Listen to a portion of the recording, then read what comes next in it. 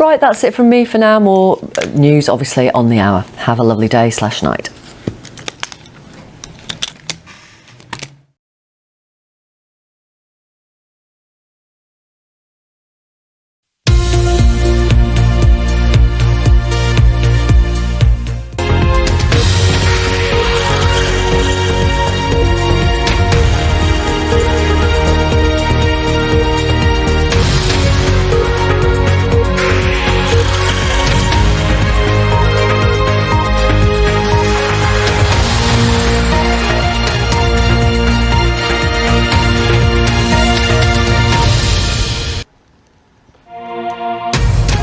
You're live with Lucy Hockings on BBC World News. After weeks of turmoil, Sri Lanka chooses a new president.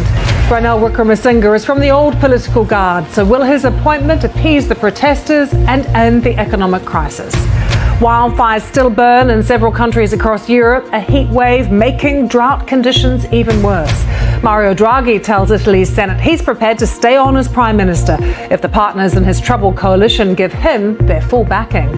New plans for EU countries to cut gas consumption by up to 15% amid fears Russia may stop supplies in winter. And the hunt is on for the Euro Millions ticket holder, who has won the UK's largest ever lottery jackpot of nearly $250 million. In the next half hour, we'll be live in Colombo, Brussels and Rome.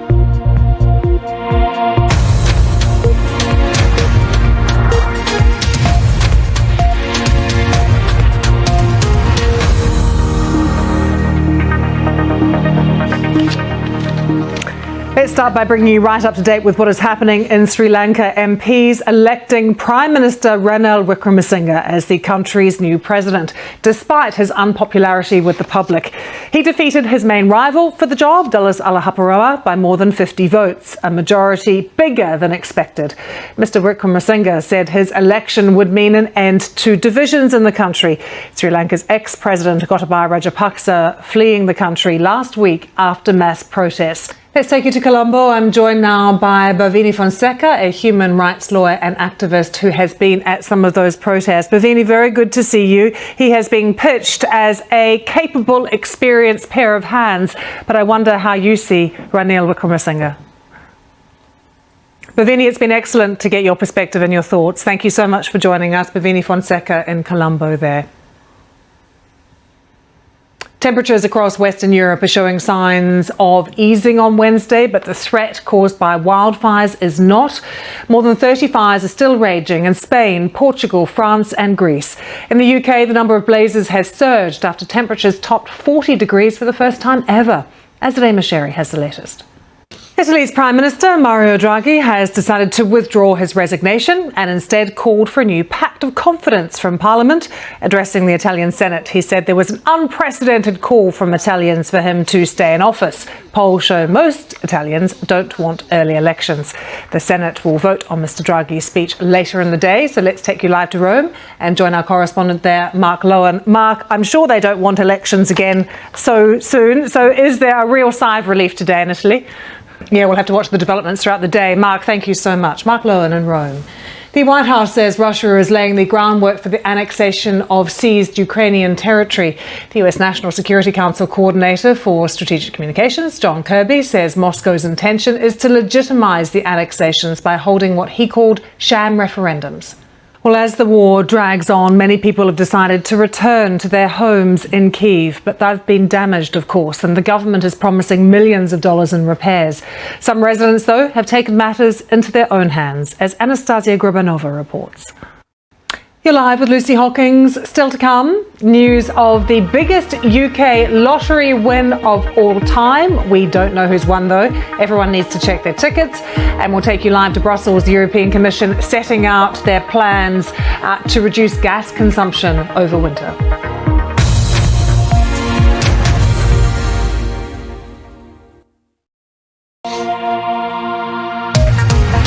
You're live Live with Lucy Hockings. Now to Washington, where 17 Democratic members of Congress have been arrested at an abortion rights protest outside the Supreme Court. The group includes Alexandria Ocasio-Cortez, a prominent member of the party. The Congresswoman and her colleagues have been led away by police. You can see them here. They had blocked a nearby street as part of a civil disobedience rally. Our North America correspondent Peter Bowes told us what the significance of this protest is. There's a huge amount of concern in Europe about the dependence that the continent has on Russian gas. So let's take you live to Brussels now. Ursula von der Leyen is outlining proposals on how EU countries can reduce their gas consumption. We're hearing by up to 15%. Let's listen in. To be, for example, at the same time last year. This is Frans Timmermans, the European Commissioner in charge of climate action. They are outlining ambitious proposals for targets for EU countries to cut their gas use by 15%, not to actually cut it 15% until March. They could make this legally binding, and this is all over concern that Russia will cut off gas supplies to Europe. They've said that Russia uses their gas supplies and energy as a weapon. They're not prepared to be blackmailed.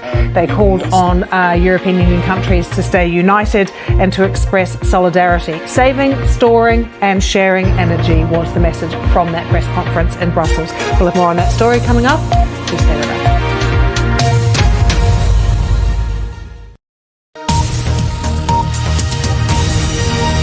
Now on BBC World News, the latest business news from across the globe. World Business Report.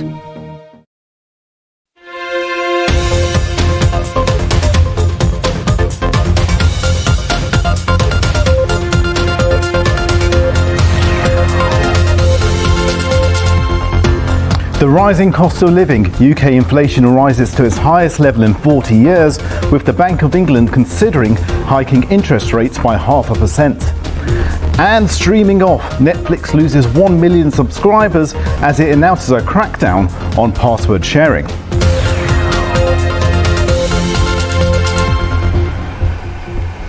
Welcome to our business report. I'm Jagdeep Chima. So let's get down to business, and we start here in the UK, where inflation has risen to 9.4% in June, driven by higher food and fuel prices.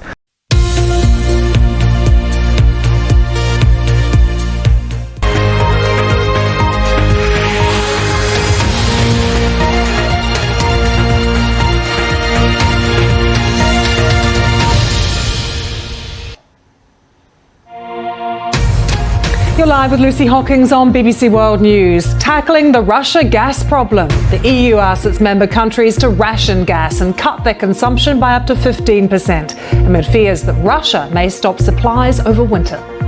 We have to reduce our gas consumption. I know this is a big ask for the whole of the European Union, but it is necessary to protect us.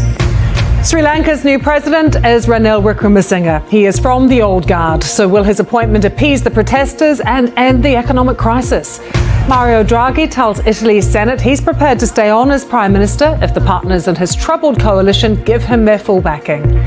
It's the end of an era, Boris Johnson taking his last Prime Minister's questions as the contest for a new leader continues. In the next half hour, we'll take you live to Brussels, Colombo, Westminster and Freiburg.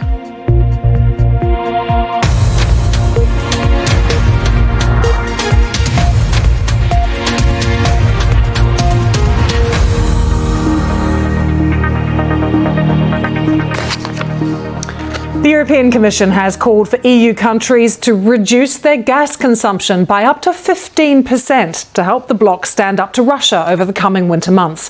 Ursula von der Leyen accused Moscow of blackmailing the EU and using energy as a weapon to try and weaken support for Ukraine.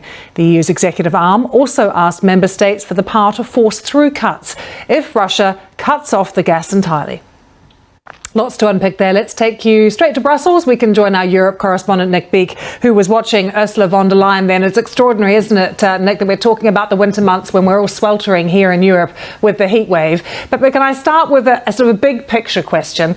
What share of gas in Europe actually comes from Russia? Nick, thanks so much. Nick Beek there in Brussels. More on this story coming up. I'll be talking to a research scholar on global energy shortly. But let's update you on what is happening in Sri Lanka. MPs electing Prime Minister Ranil Wickremesinghe as the country's new president. That is despite his unpopularity with the public. He defeated his main rival for the job, Dulles Alahaparama, by more than 50 votes, a majority bigger than expected. Now, Mr. Wickremesinghe said his election would mean an end to divisions in the country. This is after the ex-president, Gotabaya Rajapaksa, fled the country last week after mass protests. Well, live to the capital, let's talk to Soumya Liyanage, who is an actor and professor at the University of Visual and Performing Arts. Good to see you. I guess in some ways this was expected, but what was your reaction to the election of Mr. Wickremesinghe? Yeah, Soumya, I'm hearing that a lot from the street. The protesters just want that election to come forward and happen now. We appreciate your time. Thank you very much for joining us from Colombo. We wanted to take you straight to the House of Commons here in London, actually. The governing Conservative Party in Britain may be selecting the final two candidates to be the next Prime Minister, but it is the last Prime Minister's questions for Boris Johnson. Right now, he is still in the job. He has been taking questions from the leader of the opposition, Keir Starmer. But I do note that the Prime Minister didn't agree with his former Chancellor. So this is a moment for the history books we are watching here. Prime Minister Boris Johnson is still in the job at the moment, but he is in his last Prime Minister's questions happening right now in the House of Commons. Pulling out the quips, there's the usual sort of fiery rhetoric, the barbs and the jeers between the man standing up, the leader of the opposition, Keir Starmer, and Boris Johnson. After all these years of watching, it is still striking to me just how rowdy and noisy it gets in the House of Commons every week on a Wednesday. There's lots to talk about with Rob Watson, who we are letting watch this session before he joins us a little bit later to give us some context on what we've seen in the House of Commons and to bring us up to date on who will be the next Prime Minister, because that contest is still very much alive at the moment. So Rob will be joining us shortly. You're live with Lucy Hockings, still to come. We'll bring you more on the EU move to cut gas consumption by 15% to reduce dependence on Russia. And we'll be in Rome, where the Prime Minister Mario Draghi has agreed to stay in office.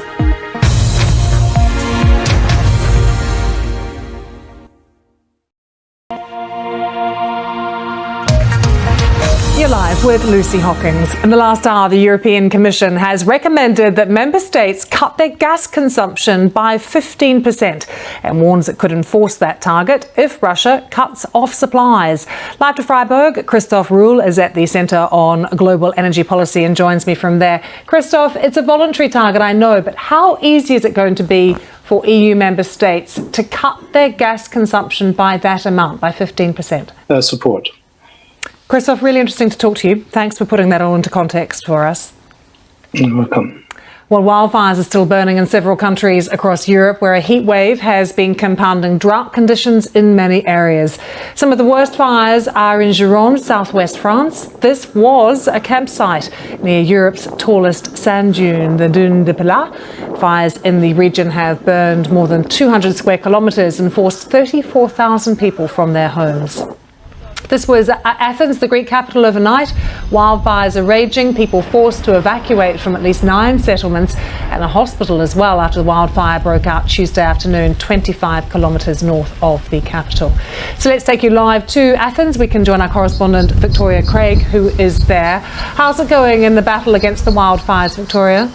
Victoria, thank you so much. Stay safe in Athens. So it's been very hot in the US as well, and then there's been some thunderstorms. So we have these pictures of a van that has been swallowed by a sinkhole. This is an area hit by heavy rain in New York City. Sinkholes like this are possible byproducts of rushing water. And the moment the van plunged into the widening hole in the ground is certainly a dramatic one. Look at that. Wow. Typically, sinkholes are more common in wetter locations, but they've had a lot of heat and then a lot of rain in New York City. See you in a few minutes.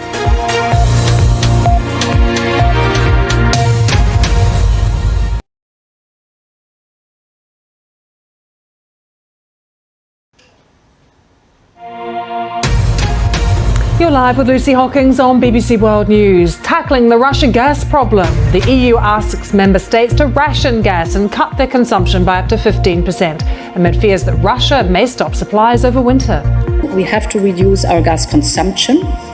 I know this is a big ask for the whole of the European Union, but it is necessary to protect us. Sri Lanka's new president is Ranil Wickremesinghe. He is from the old political guard. So will his appointment appease the protesters and end the economic crisis? Wildfires are still burning in several countries across Europe, where a heat wave has been making drought conditions even worse. And the hunt is on for the Euro Millions ticket holder, who has won the UK's largest ever lottery jackpot of nearly $250 million. In the next half hour, we'll take you live to Munich, Dallas and Westminster.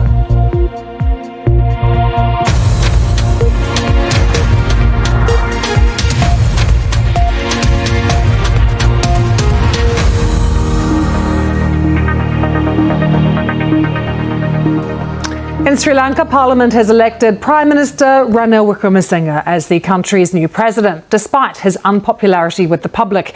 He defeated his main rival, Dulles Alahapuroa, by more than 50 votes, a majority bigger than expected.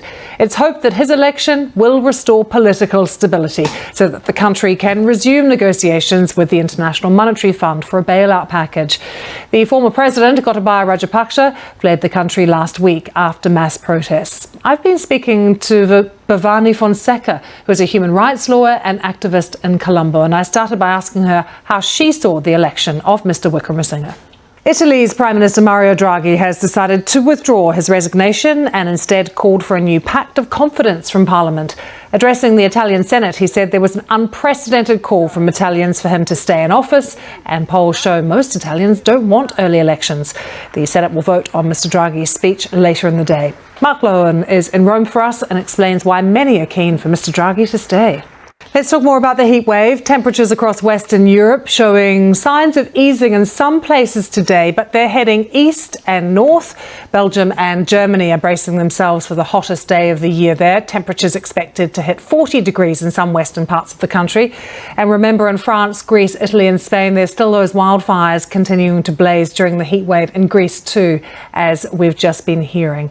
Let's talk now to climate change adaptation expert Stephanie Austin, who joins us from Munich. Stephanie, very good to see you. Now, I know you're Canadian, but I've spent very hot days just outside of Montreal in August, so you're used to the heat as well. How is it where you are at the moment? Does it feel incredibly hot? Indeed. Stephanie Austin, good to talk to you in Munich. Thank you. Stay cool. So we can't forget about the US, of course. We may have the heat wave here, but Americans also enduring, in some cases, dangerously high heat that meteorologists say will last into next week.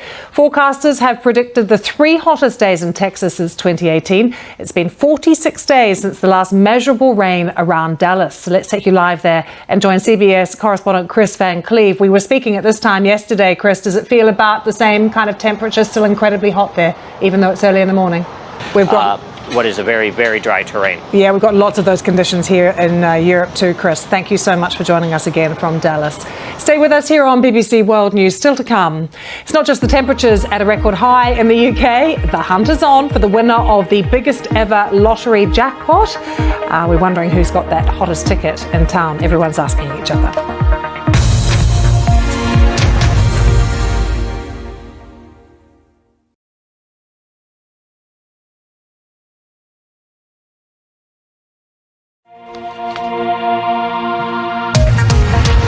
You're live with Lucy Hockings. Governing Conservative Party MPs here in Britain will select the final 2 candidates hoping to be the next Prime Minister today. It'll then be up to ordinary party members to decide who succeeds Boris Johnson. For now, though, he is still on the job. I remember we brought you a little earlier in the programme part of the session that we saw in the House of Commons, Prime Minister's Questions, still happening there. And let's just bring you a question that we have want to share with you from the Leader of the Opposition, Sir Keir Starmer, to Boris Johnson. Our political correspondent, Rob Watson, has just left the Commons, where he was watching all of that and joins us now. Rob, we did dip in a little bit earlier to Prime Minister's Questions, and I was curious to see which clip the producers upstairs would choose to bring our viewers. Lots of barbs and jeers, as usual. Quite raucous, it seemed, in the House of Commons. Did we learn anything new, though? OK, well, we'll see you later in the day, Rob. Thank you so much. Well, if you're here in the UK, I'm not sure. Rob, did you get a Euro Millions ticket?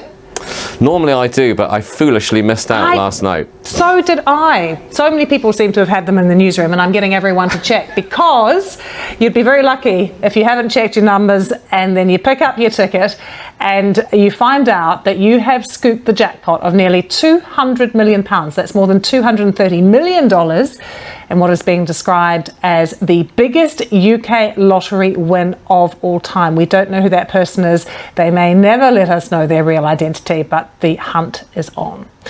And before we go, a 98-year-old man has become Italy's oldest graduate for the second time in his life. Giuseppe Paterno graduated from the University of Palermo with a master's degree in history and philosophy, that's in Sicily, 2 years after he completed his undergraduate studies.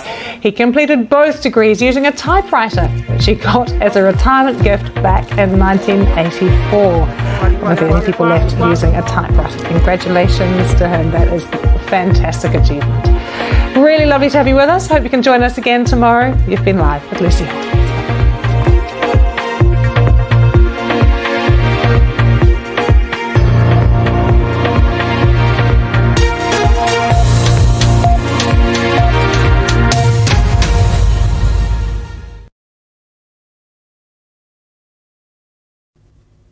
Hello there. Thank you for joining us on this extended look at world weather.